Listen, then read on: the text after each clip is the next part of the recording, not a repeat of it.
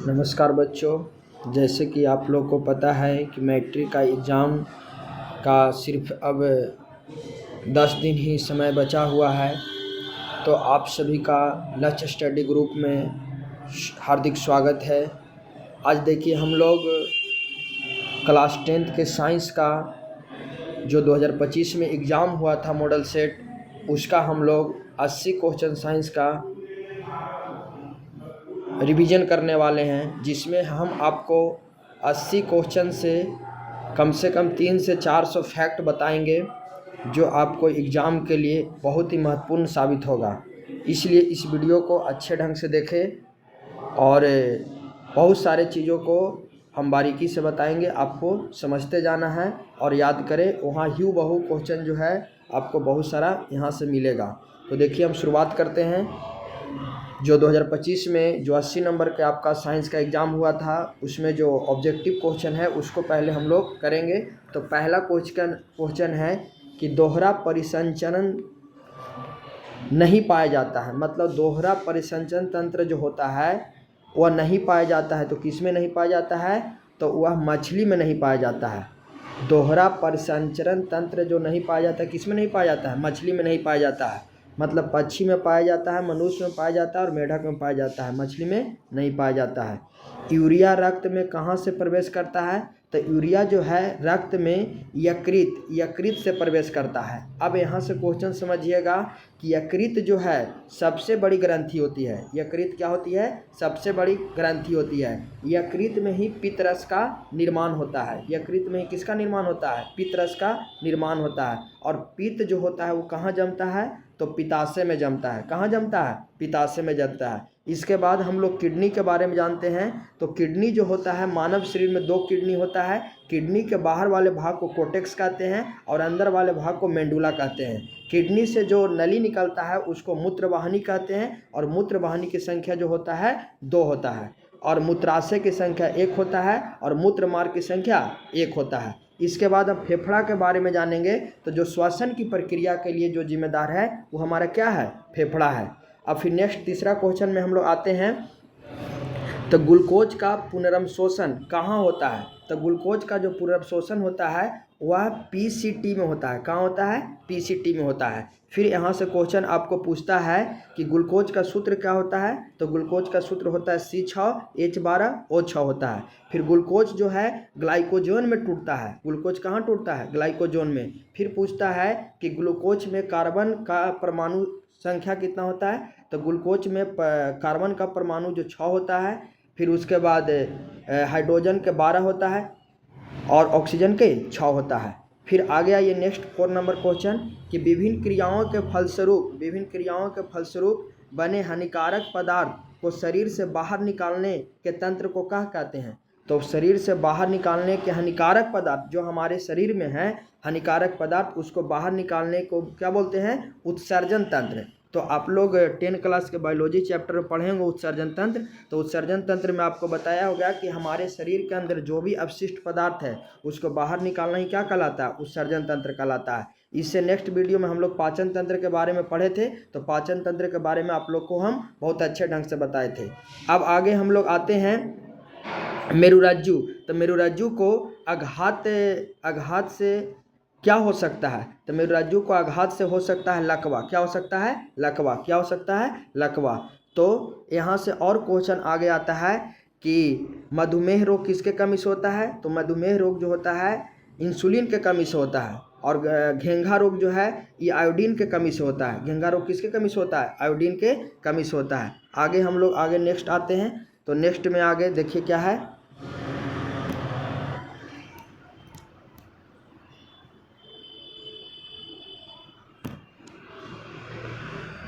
6 number question. तो 6 number question देखते हैं। तो 6 नंबर में कह रहा है कि मनुष्य के सबसे बड़ी ग्रंथि क्या है? तो अभी आप लोग को बताएं मनुष्य के सबसे बड़ी ग्रंथि क्या है? लीवर है। लीवर को ही यकृत बोला जाता है। लीवर को ही क्या बोला जाता है? यकृत बोला जाता है। तो मनुष्य की सबसे बड़ी ग्रंथि क्या है? यकृत है, लीवर है। फिर इसके बाद आप लोग पढ़े होंगे कि मानव शरीर में दूसरी सबसे बड़ी ग्रंथि जो होता है वो अग्नाशय होता है। क्या होता है? अग्नाशय होता है। फिर इसके बाद हम लोग 7 क्वेश्चन में आते हैं कि पादप हार्मोन कहलाते हैं। तो पादप हार्मोन जो है वो बाबू फाइटो हार्मोन कहलाते हैं। क्या कहलाते हैं? फाइटो हार्मोन कहलाते हैं। अब यहाँ से क्वेश्चन आपको सब्जेक्टिव में आता भी है और ऑब्जेक्टिव में कि पादप हार्मोन की संख्या कितना होता है। तो हम लोग जानते हैं कि पादप हार्मोन की संख्या 5 होता है। पहला जो होता है ऑक्जिन होता है, दूसरा जो होता है जिबरेलिन होता है, तीसरा जो होता है साइटोकाइनिन होता है, चौथा जो होता है एब्सिसिक एसिड होता है और पांचवा जो होता है एथिलीन होता है। तो इसमें सभी का अलग अलग क्वेश्चन भी पूछता है कि हमारे पौधे के शीर्ष भाग पर कौन सा हार्मोन होता है। तो पौधे के शीर्ष भाग पर ऑक्जिन हार्मोन होता है। फिर इसके बाद पूछता है कि फल को कृत्रिम ढंग से पकाने के लिए किसका प्रयोग करते हैं। तो प्राकृतिक ढंग से पकाने के लिए हम लोग एथिलीन का प्रयोग करते हैं और कृत्रिम रूप से पकाने के लिए हम लोग एसिटिलीन का प्रयोग करते हैं। फिर इसके बाद कोशिका विभाजन किस में होता है। तो साइटोकाइनिन में जो कोशिका विभाजन होता है। और जिबरेलिन का काम क्या है? बौने पौधे को क्या करता है? लंबा करता है। तो ये सब फैक्ट है पादप हार्मोन से, आप लोग को समझ में आ गया होगा। अब आगे हम लोग आते हैं 8 नंबर क्वेश्चन में। तो 8 नंबर क्वेश्चन कह रहा है कि पत्तियों द्वारा कायिक प्रबंधन का उदाहरण क्या है। तब पत्तियों द्वारा जो कायिक प्रबंधन का उदाहरण है उसको बोलते हैं बायोफाइलम। क्या बोलते हैं? बायोफाइलम। अब यहाँ से सब्जेक्टिव में क्वेश्चन पूछता है कि कायिक प्रबंधन किसको कहते हैं। तो कायिक प्रबंधन उसको कहते हैं कि जब जड़ तना और पत्ती को काट करके हम लोग किसी दूसरे पौधे को उत्पत्ति करते हैं तो उसी को कायिक प्रबंधन कहते हैं। मतलब कायिक प्रबंधन में जो होता है निषेचन की प्रक्रिया नहीं होता, इसमें जड़ तना और पत्ती भाग लेता है। तो कायिक प्रबंधन में जैसे गुलाब हो गया, गुड़हल का पौधा हो गया, चमेली हो गया, ये सब कायिक प्रबंधन में आता है। आगे नेक्स्ट क्वेश्चन है 9 नंबर कि ब्यूटेन के कितने समयाभावी संभव है। तो ब्यूटेन के कितने समयाभावी संभव है। तो 9 का जो आंसर होगा 2। कितना संभव है? 2। ब्यूटेन के कितना है? 2। अब देखिए ब्यूटेन, यहाँ से ब्यूटेन का सूत्र पूछेगा तो यह जो है एल्केन श्रेणी का है। जैसे आप लोग पढ़े होंगे हाइड्रोकार्बन, तो हाइड्रोकार्बन जो है वह 2 प्रकार का होता है, एक संतृप्त एक असंतृप्त। जो संतृप्त होता है वह एल्केन समूह का होता है और असंतृप्त जो होता है एल्कीन और एल्काइन समूह का होता है। आगे हम आगे और डीपली हम बताएंगे। तो आगे क्वेश्चन चलते हैं। तो आगे जो क्वेश्चन है आपका 10 नंबर क्वेश्चन। तो देखिए 10 नंबर क्वेश्चन क्या कह रहा है। 10 नंबर क्वेश्चन कह रहा है कि मीथेन के अणु का आकार कैसा होता है। तो मीथेन के अणु का आकार कैसा होता है। तो मीथेन के अणु का जो आकार होता है वह होता है समचतुष्फलकीय। क्या होता है? समचतुष्फलकीय। अब मीथेन से पूछेगा कि मीथेन का सूत्र क्या होता है। तो मीथेन का सूत्र होता है CH4। और मीथेन का जब सूत्र CH4 होता है तो मीथेन में कौन सा बंधन बनता है। तो सहसंयोजन बंधन बनता है। कौन सा बंधन बनता है? सहसंयोजन बंधन जो है मीथेन बनता है। नेक्स्ट क्वेश्चन हम लोग आते हैं 11 नंबर।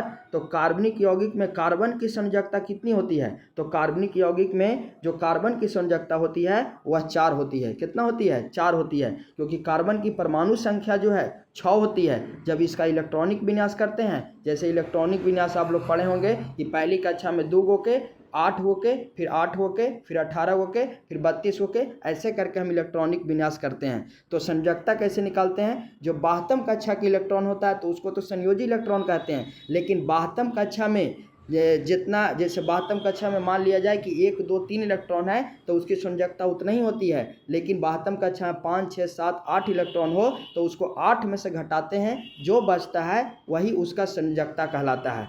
तो आपको समझ में आ गया होगा कि कार्बनिक यौगिक में कार्बन की संयोजकता कितना होती है? 4 होती है। अब 12 नंबर क्वेश्चन आते हैं। तो निम्न में से संतृप्त हाइड्रोकार्बन, देखिए आ गया ना, संतृप्त हाइड्रोकार्बन और एक असंतृप्त हाइड्रोकार्बन। संतृप्त हाइड्रोकार्बन किसको कहते हैं? जिसमें कार्बन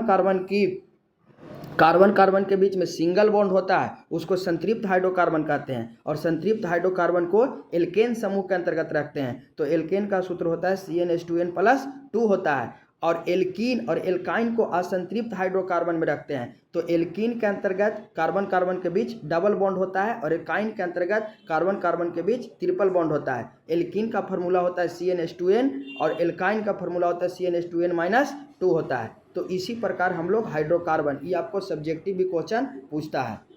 तो आगे नेक्स्ट क्वेश्चन जो है 13 नंबर।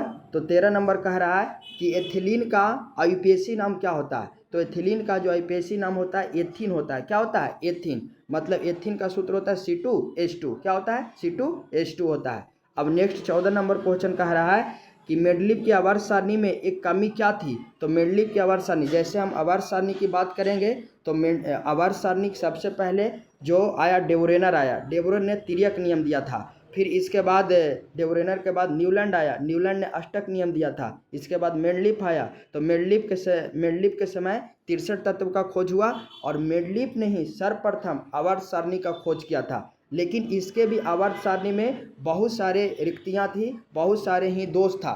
तो जिसमें एक दोष पूछ रहा है, तो मेंडलीव की आवर्त सारणी की क्या कमी थी। तो देखिए हम लोग पढ़ेंगे कि मेंडलीव की आवर्त सारणी की कमी जो थी वह थी कि वह जो है हाइड्रोजन का निश्चित स्थान नहीं दे पाया था, हाइड्रोजन का निश्चित स्थान नहीं दे पाया था, हाइड्रोजन का निश्चित स्थान नहीं दे पाया था। यही मेंडलीव की आवर्त सारणी में कमी थी। और मेंडलीव से क्वेश्चन पूछेगा कि और कमियां थी कि उसने समस्थानिक के बारे में सही ढंग से नहीं बताया था। समस्थानिक उसको कहते हैं जिसका परमाणु संख्या समान होता है और द्रव्यमान संख्या अलग अलग होता है, उसको समस्थानिक कहते हैं। और जिसका परमाणु भार समान होता है और परमाणु भार समान होता है, परमाणु संख्या अलग अलग होता है, उसको समभारी कहते हैं। तो मेंडलीव के समय 63 तत्व का खोज हुआ। सबसे पहले आवर्त सारणी उसने दिया। मेंडलीव से और क्वेश्चन पूछेगा उसके समय आवर्त की संख्या कितना थी। तो आवर्त की जो संख्या थी 7 थी और वर्ग की संख्या कितना थी, तो 8 थी। वर्ग की संख्या कितना थी, 8 थी। मेंडलीव से आपको इतना ही याद रखना है। अब आगे हम लोग आते हैं 15 नंबर क्वेश्चन में। तो अष्टक नियम निम्नलिखित में से किसके द्वारा दिया गया था। तो देखिए मेंडलीव से पहले जो न्यूलैंड साहब आए, तो न्यूलैंड साहब से क्या क्या पूछेगा समझिए। तो सबसे पहले पूछेगा न्यूलैंड साहब ने अष्टक नियम दिया। फिर इसके बाद न्यूलैंड साहब ने ध्वनि के सुर पर सजाया था। जैसे आप लोग ध्वनि के सुर में 8 शब्द होता है, तो पहला अक्षर का गुण 8वें अक्षर के गुण के बराबर होगा, दूसरे का 9वें से और तीसरे का 10वें से। जैसे सा रे गा मा पा दा नी सा होता है ना, उसी प्रकार ध्वनि के सुर पर न्यूलैंड साहब ने सजाया था। न्यूलैंड के समय 56 तत्व का खोज हुआ था। फिर बाबू न्यूलैंड के समय 56 तत्व का खोज हुआ। अंतिम जो तत्व था वो थोरियम था और इसका जो नियम मान होता था वो कैल्शियम तक मान होता था। तो यहाँ आपका क्वेश्चन पूछ रहा है कि अष्टक नियम निम्नलिखित में से किसके द्वारा प्रतिपादित किया गया था। तो न्यूलैंड के द्वारा। किसके द्वारा, न्यूलैंड के द्वारा। अब आगे आते हैं, तो निम्नलिखित में से कौन से यौगिक सबसे अधिक क्षारकीय होता है। तो सबसे अधिक क्षारकीय कौन होता है, N2O। अब देखिए अम्लीय और क्षारीय। तो अम्लीय उसको कहते हैं जिसका pH मान 7 से कम होता है। एक वैज्ञानिक था आर्हेनियस के अनुसार बताया गया था कि अम्ल जल में घुलकर हाइड्रोजन आयन उत्पन्न करेंगे और क्षार जो है जल में घुलकर हाइड्रोक्साइड आयन उत्पन्न करेंगे, तो उसको क्षार बोलेंगे, और जो हाइड्रोजन आयन उत्पन्न करेंगे उसको अम्ल बोलेंगे। तो इसमें सबसे अधिक क्षारकीय कौन सा होगा, NO2।